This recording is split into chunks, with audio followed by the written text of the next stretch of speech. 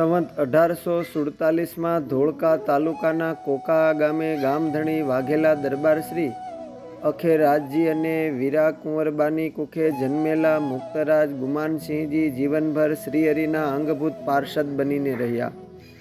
Coca કે ગુમાનજી નામા ક્ષત્રિ ગ્રાસવંત શુભ ઠામા સત્સંગ ભયે હરિ મિલે જા દિનસે હરિ કી સેવા में રહે તા દિનસે. જ્યારે દાદા ખાચરની જમીન માટે માંડવધારની સીમમાં ધીંગાણું થયું ત્યારે પણ તેઓએ વીર ભગુજી વગેરે સૌ સાથે અપ્રતિમ શૌર્ય દર્શાવીને શ્રીહરિનો રાજીપો રેલ્યો. શ્રીહરિના વિચરણમાં તેઓ કાયમ સાથે રહેતા અને સર્વ પ્રકારે સેવાઓ કરતા. વિચરણમાં શ્રીહરિને દરરોજ દાતણ લાવી આપવાની સેવા પણ કરતા. ડભાણના મહાયજ્ઞ વખતે તેઓએ સૌ કોઈએ શ્રીહરિને ધરાવેલા આભૂષણો તેમજ રોકડ રૂપિયાનું પોતાના સ્વરચિત કાવ્ય હરિચરિત્ર ચિંતામણીના 105મા અધ્યાયમાં અતિ ચીવટથી આબેહૂબ વર્ણન કર્યું છે.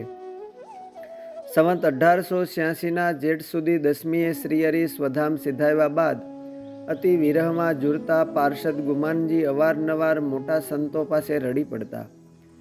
એક સમયે વડતાલમાં તેઓ સદગુરુ ગોપાળાનંદ સ્વામી પાસે પગ પકડીને રડી પડ્યા.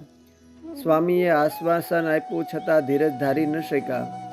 રડતી આંખે સ્વામીને વિનંતી કરી કે સ્વામી, મને શ્રીહરિ વગર ચેન પડતું નથી. એમની સેવા વગર હવે દિન રાત દોખ જ લાગે છે. મને કૃપા કરીને આપની સેવામાં રાખો, મને સાધુ કરો અને કાયમ આપની સેવામાં રહેવું છે.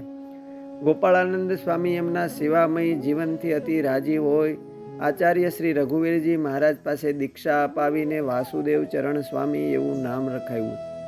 સાધુ થયા બાદ સદગુરુ ગોપાળાનંદ સ્વામીની આજ્ઞાએ તેઓ સદગુરુ ભાયાત્માનંદ સ્વામીની સેવા કરીને સ્વામીને ખૂબ રાજી કર્યા.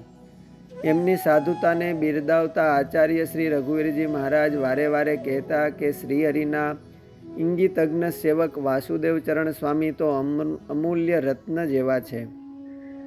સંવત 1915માં આચાર્ય શ્રી રઘુવીરજી મહારાજ ધોલેરા પધાર્યા ત્યારે તે સમયે વાગડથી સદગુરુ ભાયાત્માનંદ સ્વામીને તેડાવ્યા. એ વખતે વાસુદેવ ચરણ સ્વામીના સદગુણ જોઈને એમને ધોલેરા મંદિરના મહંત બનાવ્યા. જ્યારે રઘુવીરજી મહારાજ બીમાર થયા ત્યારે પોતે 2-3 માસ વડતાલ રોકાઈને એમને પોતે શ્રીહરિના ચરિત્રો દરરોજ સંભળાવતા. આચાર્ય શ્રી રઘુવીરજી મહારાજ પોતે પૂજ્ય ભગવત પ્રસાદજી મહારાજને અદ્ભુતાનંદ સ્વામીના હાથમાં સોંપી અને પોતે અક્ષરધામ સિધાવ્યા. એ સમયે તેઓ ત્યાં હતા. ધોલેરા ધામની તેઓએ અતિ મહિમાથી સેવા કરી. જ્યારે પૂજાભાઈ સાથે કોઈ વાતસર અણબનાવ જેવું થયું પછી તેઓ ઉદાસ રહેતા હતા. એ વખતે સદગુરુ ગુણાતીતાનંદ સ્વામી પધાર્યા.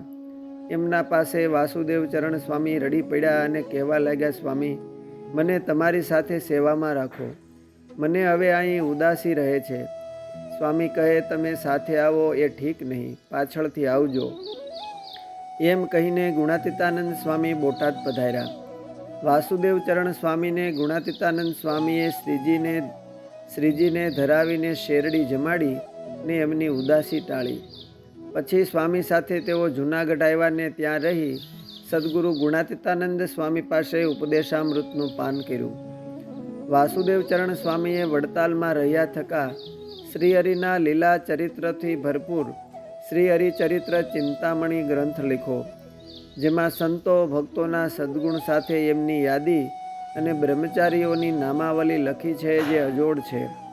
આમ મુક્તરાજ ગુમાનજી શ્રીહરિની સેવા કરીને ત્યાગી થઈ પછી વાસુદેવ ચરણ સ્વામી નામે ધોલેરા મંદિરની તેમજ સાહિત્ય સર્જનની સેવાની અજોડ મિસાલ કાયમ કરીને સંવત 1940માં અક્ષરધામ સિધાવ્યા.